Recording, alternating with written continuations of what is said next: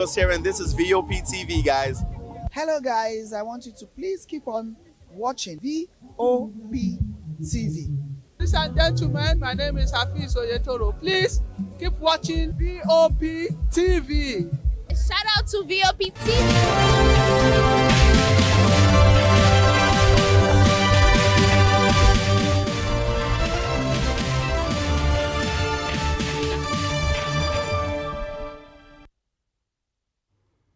Hello and welcome to the news on Voice of the People Television. I am Chioma Innocent. Before we begin, kindly visit our website www.vop.ng for fresh and trending news. First, the headlines. SHETTIMA departs to Ethiopia for UN Food Systems Summit. Federal government begins data protection training for 1 million youths. Not socio-economic wounds self-inflicted, says MAC. Action Aid slams federal government as reforms fail to stem hardship and insecurity.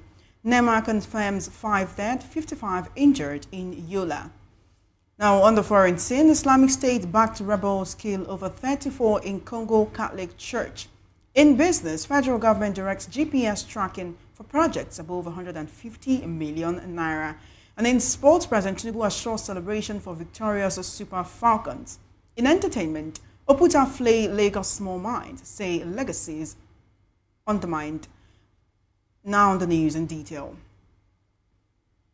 Vice President Kashim Shettima left Nigeria on Sunday. The second United Nations Food Systems Summit stocktail in Addis Ababa, Ethiopia.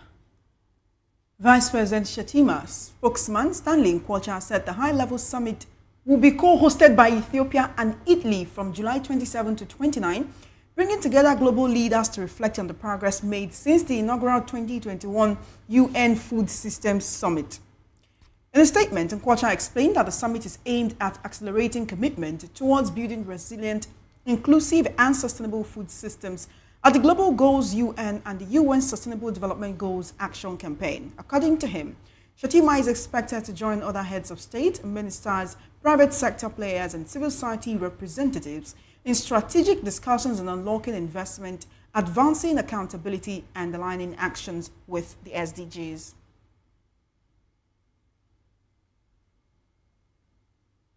Now, as part of efforts to bridge the gap in skilled officers, the federal government has launched the Youth Data Protection Awareness and Training Program with a view to raising over 1 million Nigerians. Unveiling the YD-PAD platform in Abuja, the Minister of Youth Development, Ayodele Olawande, said the training includes free classroom and virtual sessions that focus on the Data Protection Act, data breach response and compliance monitoring, amongst others. He noted that the ministry had only 5,000 certified data protection officers nationwide, stating that the gap was a big opportunity for job creation for young people in the data protection sector. Olawande said the initiative aims to equip young Nigerians with essential skills to secure, navigate the digital landscape in the face of rising identity theft. The training is being implemented by the Federal Ministry of Youth Development and the Nigeria Data Protection Commission, while the platform is an interactive youth-friendly portal for training and certification resource. According to Olawande, the awareness and training program for the youths align with the government's determination to create multiple job opportunities for young Nigerians. Meanwhile, amidst the growing controversy about the alleged neglect of northern Nigeria, former President of the Senate, David Mark, says the North should blame itself for its socio-economic challenges. Mark, who is the interim national chairman of the coalition African Democratic Congress, ADC, spoke at the third expanded meeting of the Northern Region's National Political Consultative Group, North. The former lawmaker and military officer urged the region's leaders to first admit being the architects of its problems and stop the blame game if they truly and genuinely want to find a lasting solution. He further charged the region and its leaders to return to the principles of justice, equity, mutual respect and shared purpose that once made northern Nigeria a beacon of hope, peace, unity and development if they must move forward. Mark further regretted that over the last decade, banditry, terrorism, insurgency and communal clashes have turned the villages into battlegrounds, displacing millions and crippling the economy. Consequently, the region remains the poorest in the country, with alarming rates of illiteracy, unemployment, and poor infrastructure in spite of its vast resources, according to David Mack. The General Assembly of Action Aid Nigeria says the government has failed in tackling the deepening insecurity, worsening hunger, and rising public debt in spite of its claim of economic reforms. Rising from its meeting in Abuja, Action Aid Nigeria General Assembly expressed concern at the nation's worsening indices, including economic instability, rising hunger, inequality, and inflation, to the growing insecurity and governance failures. Though the Assembly commended President Bola Tinubu's signing into law of the Tax Reform Act and the state of emergency and food security, it said that there has been no significant change in plans, budgets, or actions within the sector to meaningfully change the situation. According to the body, millions of Nigerians still grapple with hardship 2 years into the renewed hope agenda, as insecurity in the north-central zone drives food prices higher, and the nation's continuous borrowing risks push debt to unsustainable levels. Action Aid further accused the Tinubu administration of disconnect from the plight of Nigerians.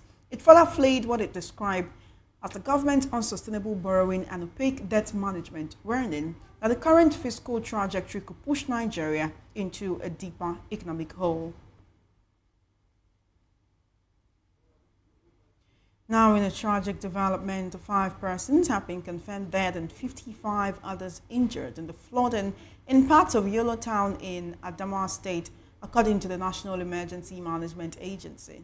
Disclosing this on Sunday, the head of operations at NEMA office in Yola, Ladan Ayuba, said the 55 injured victims were being treated at the Modibo Adama Teaching Hospital in Yola.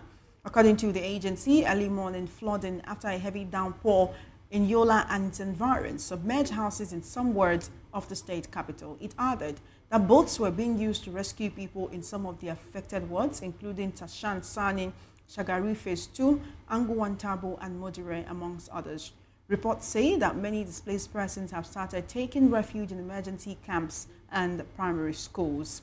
Meanwhile, NEMA said that the State Emergency Management Agency, Red Cross, and the Nigerian Security and Civil Defense personnel were collaborating with it in the ongoing rescue mission.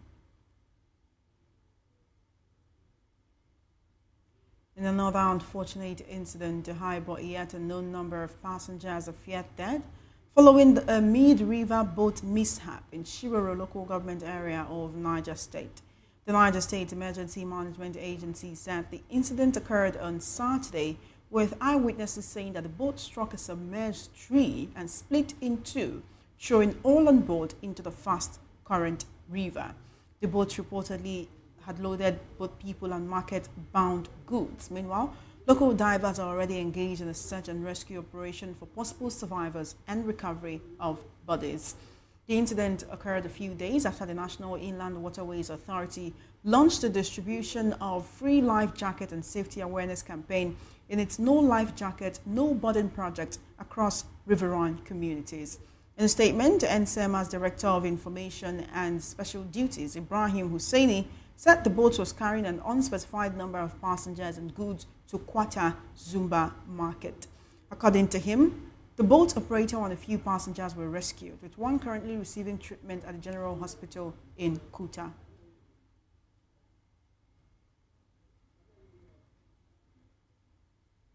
The Federal High Court in Abuja has declared as unconstitutional and a breach of the fundamental right to freedom of religion the National Youth Service Corps' refusal to allow female members wear skirts according to their religious beliefs. A certified true copy of the judgment by Justice Hawa Yuwa held that the NYSC's enforcement of trousers as the only acceptable uniform for female participants violated the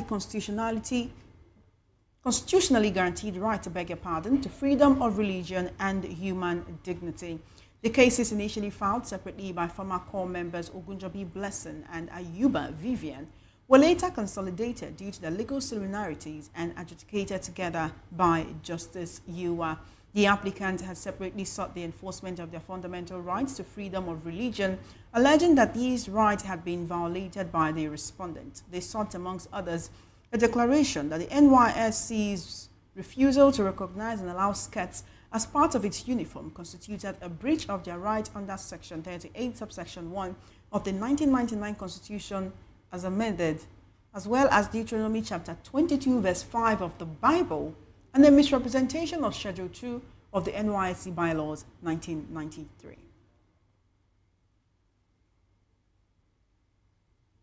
You're still watching the news and Voice of the People television. When we return from the break, we'll bring you more stories, so stay tuned.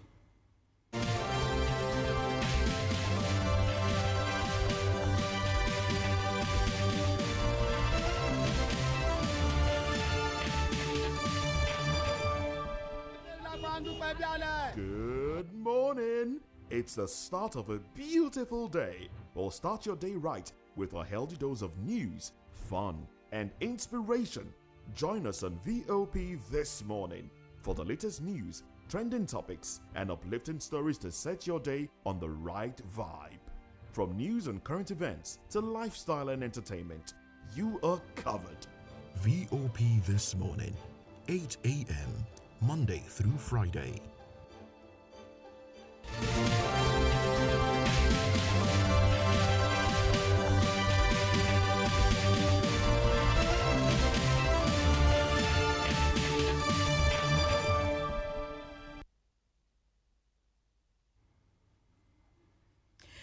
Welcome back.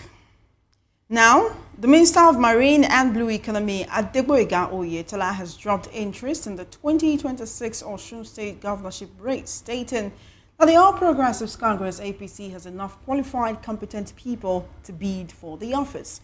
Oyetola, who disclosed this in Osogbo during an APC stakeholders meeting, governed the state between 2018 and 2022, but lost a re-election bid to the incumbent governor from the People's Democratic Party (PDP) Ademola Adeleke. According to him, the pedigree and track record of the array of interested APC members is a unique selling proposition to feast on. To achieve this, he charged the APC governorship aspirant in the state to embrace peace and avoid campaigns of calumny, bitterness, and politics of acrimony. According to him, the party is strong and able to unseat Governor Ademola Adeleke and would spare no legitimate effort to return to power.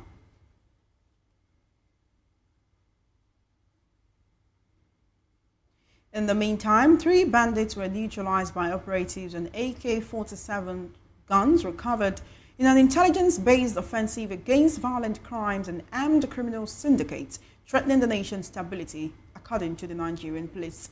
Disclosing this on Sunday, police spokesman Olumuyiwa Adejobi said the 3 armed bandits were neutralized by the Force Intelligence Department's Intelligence Response Team during several tactical operations across Taraba, Plateau, Adamawa, Nasarawa, and Niger states in July 2025. According to him, the bandits were fatally subdued during intense gunfire exchanges, during which they abandoned their weapons and fled into the surrounding terrains with various degrees of gunshot injuries. He stated that the operations led to the discovery and recovery of 10 AK-47 rifles, which were linked to various criminal activities, including kidnaps, armed robbery, gun running, and cattle rustling.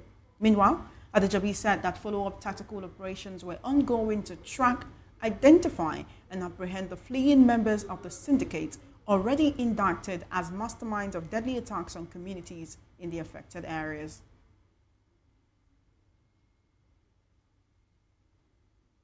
In a related development, the National Drug Law Enforcement Agency has said that its operatives during a crackdown on drug trafficking made multiple arrests across the country. The NDLEA listed the suspects arrested to include the Chinese businessman identified as Liang Tangqiu and an 18-year-old Grace Ekpeme. In a statement, it disclosed that Liang was apprehended on July 25 at the Murtala Mohammed International Airport in Lagos after arriving from Bangkok via Dubai with 2 suitcases containing 50 parcels of a strain of cannabis known as loud, weighing 26.10 kilograms. It further revealed that based on intelligence on her involvement in drug dealing, Ekpeme was arrested on July 26 in Calabar Cross River State with over 3 kilograms of skunk. Also, another suspect named Chidi Agbafo was intercepted on July 23 while transporting 21.7 kg of Colorado packaged in moi moi sachets and codeine syrup in a commercial bus destined for Warri and Ogara, according to the NDLEA. Meanwhile, the agency stated that a joint operation at the Apapa seaport, 101 kilograms of Canadian loud concealed in 2 buses in a container from Canada, was seized amongst many others.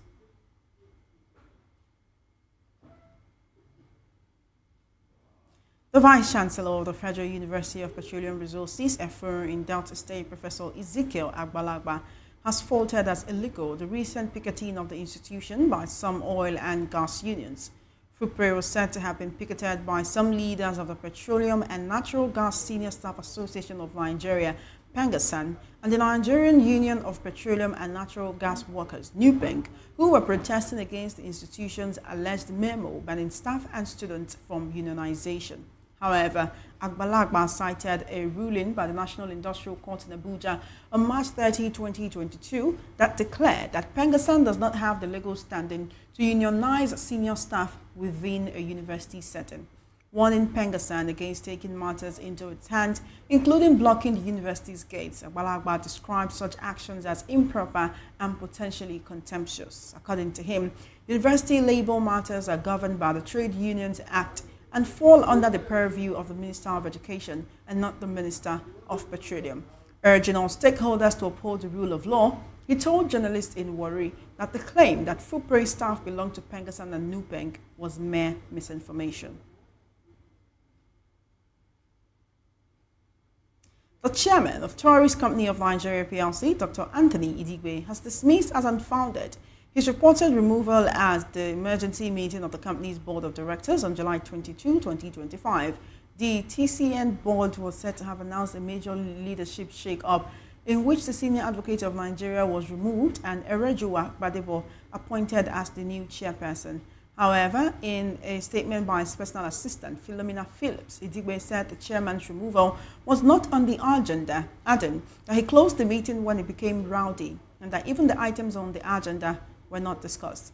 Idigbe insisted that his alleged removal as a chair, as well as retirement and removal as a director alongside Abacha Bulama, the other SEC-appointed director and representative of Ikeja Hotel PLC, at the purported TCN annual general meeting on July 25 was baseless. According to him, the said AGM had been cancelled by the Securities and Exchange Commission and the Corporate Affairs Commission.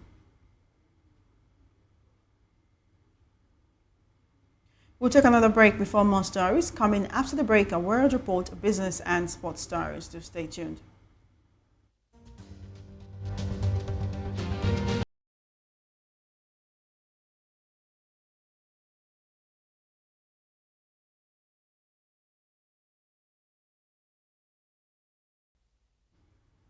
Welcome back.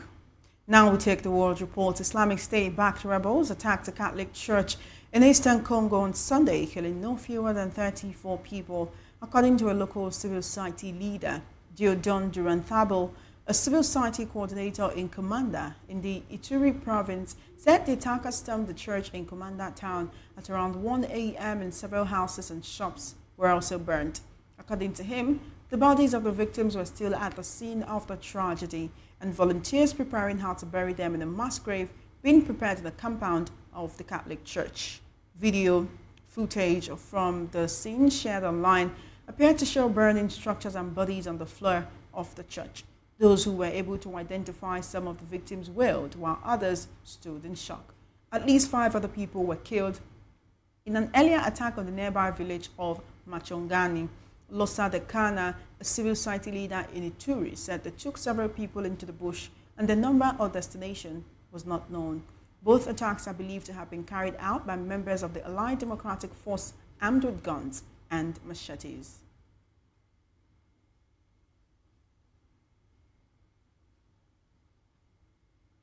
A Sudanese coalition led by the Rapid Support Forces paramilitary group has announced it is establishing an alternative government in a challenge to the military-led authorities in the capital, Khartoum. The group, which calls itself the Leadership Council of the Sudan Founding Alliance, said RSF leader Mohammed Hamdan Dagalo will chair the 15-member Presidential Council of the government, which includes regional governors. Sudanese politician Mohammed Hassan Osman al-Taishi will serve as Prime Minister, according to TASS. It congratulated the Sudanese people who have endured the flames of devastating wars for decades. According to the statement, the coalition also renews TASS's commitment to building an inclusive homeland and a new secular, democratic, decentralized and voluntary unified Sudan founded on the principles of freedom, justice and equality. The new self-proclaimed government could deepen divisions and lead to competing institutions as the war rages on between the RSF and the Sudanese armed forces. Israel on Sunday announced a daily 10-hour halt in military operations in parts of Gaza and new aid corridors as Jordan and the United Arab Emirates airdrop supplies into the enclave, where images of starving Palestinians have alarmed the world. Israel has been facing growing international criticism over the humanitarian crisis in Gaza, which the government rejects, and indirect ceasefire talks in Doha between Israel and the Palestinian militant group Hamas have broken off with no deal in sight.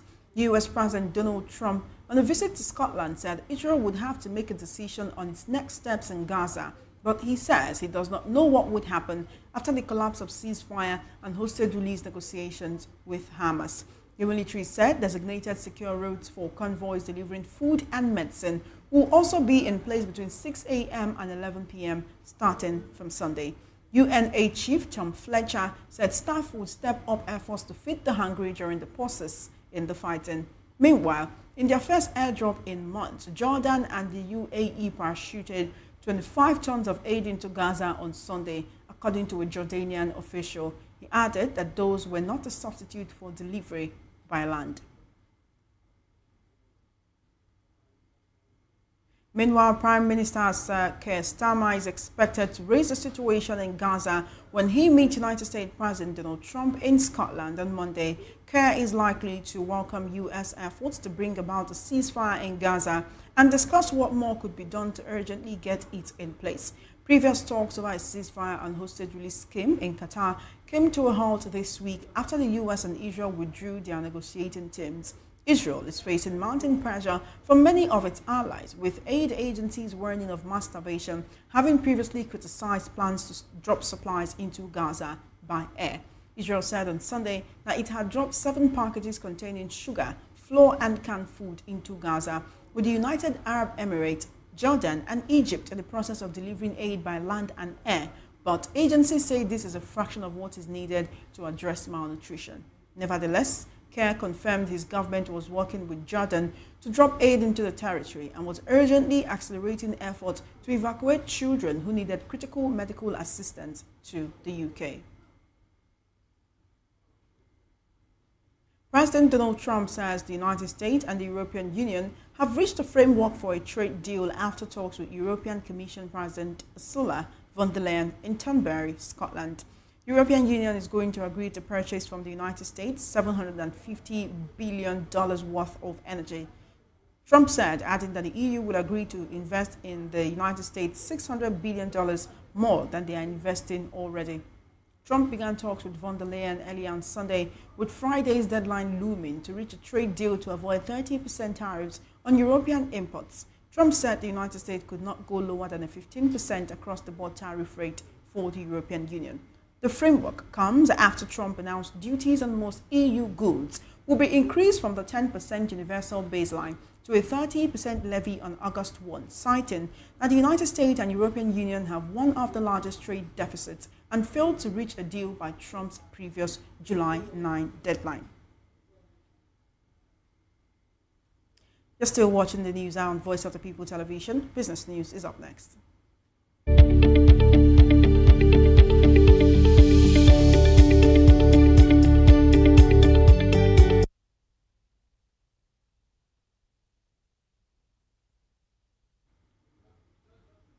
Welcome back. In business, the federal government has mandated all ministries, departments and agencies to indicate the global positioning system coordinates for all capital projects valued at 150 million naira and above in the 2025 expenditure submissions. Contained in the official implementation guidelines for the 2025 Appropriation Act, the directive aims to improve transparency and accountability in the execution of capital projects nationwide. The new guideline issued by the Budget Office of the Federation stated that the requirement would apply to all MDAs submitting monthly expenditure plans to both the Budget Office and the Office of the Accountant General of the Federation. It added that these plans are expected to be submitted by July 31, 2025 and will form the basis for cash planning throughout the year. It further stated that the Director General of the Budget Office must sign off on each MDA's expenditure plan to ensure alignment with the provisions of the 2025 Appropriation Act and the federal government's immediate priorities. According to the directive, the measure is to strengthen the bottom-up cash management strategy currently in place and reduce cases of duplicated, abandoned, or untraceable projects.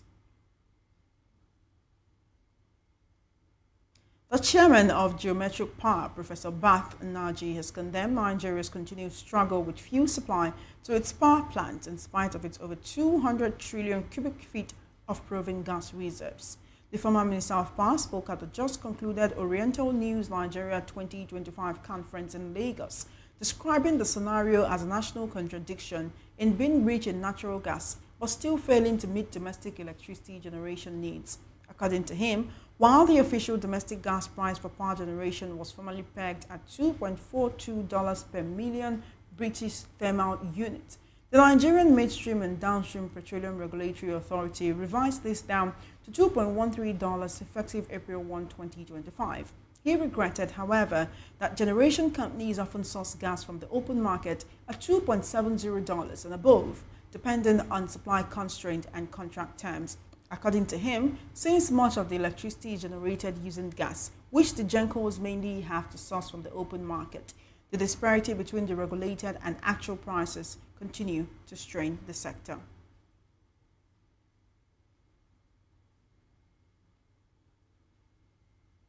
Still on the news are, up next is sports. Stay tuned.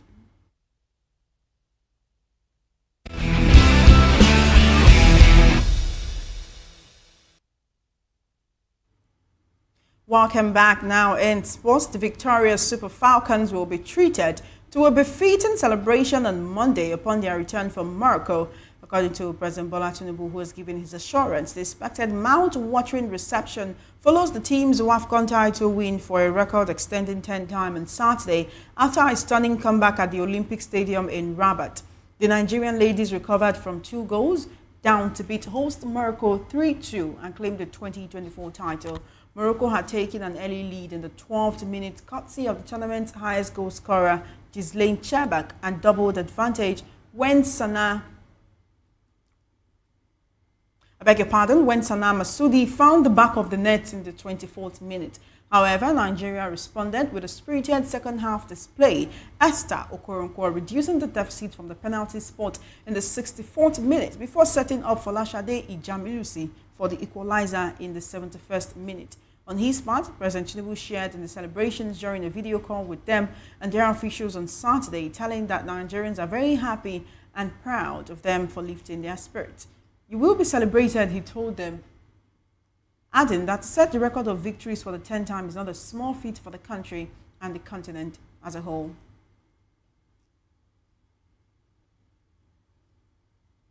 And from that to good start in another field, Nigeria's senior national team, the Tigers, smashed Rwanda 92-45 in the opening group game at the 2025 FIBA Women's Afrobasket Tournament ongoing in Côte d'Ivoire.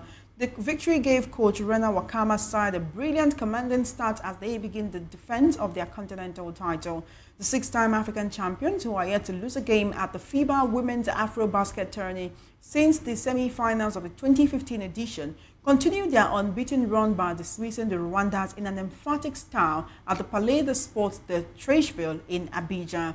The Tigers registered 70 field goal attempts and recorded 35 field goals throughout the contest, as well as a total of 44 rebounds, 25 assists, 14 steals, and 2 blocks in the statement win. On their part, Rwanda put up 52 field goal attempts and managed just 15 field goals made. Total rebounds stood at a paltry 28 with 11 assists, 9 steals, 3 blocks, and a whopping 22 turnovers. Still on the news, our entertainment news is up next.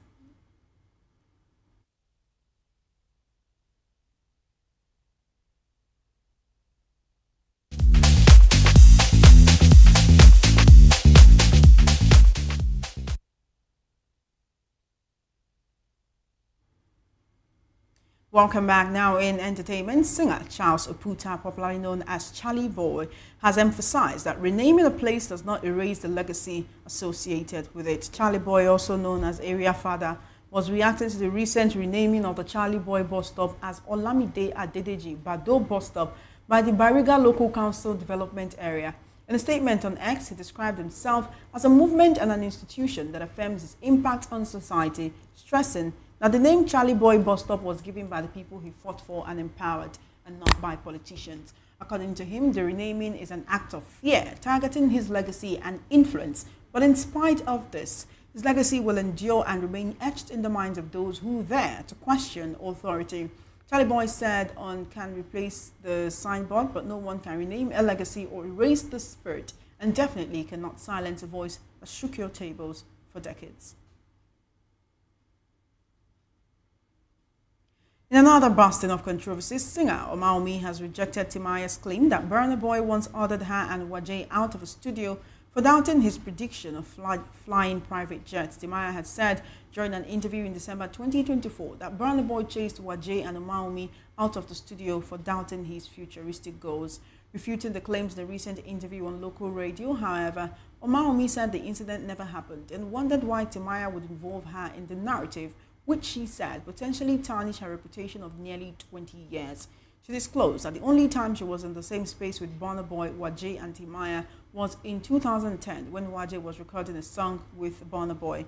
However, she stated that she left early and was not aware of any incident that might have occurred in her absence. According to Omaomi, respect is important among colleagues in the music industry, and Burna Boy has always shown her respect whenever they meet. To Omaomi, Timaya's motive might be to generate negative attention, with such news tending to trend more than positive stories. And that's it on the news hour. Before we go, let's take a quick look at the headlines. SHETTIMA departs to Ethiopia for UN Food Systems Summit. Federal government begins data protection training for 1 million youths. Not socio-economic wounds, self-inflicted, says Mark.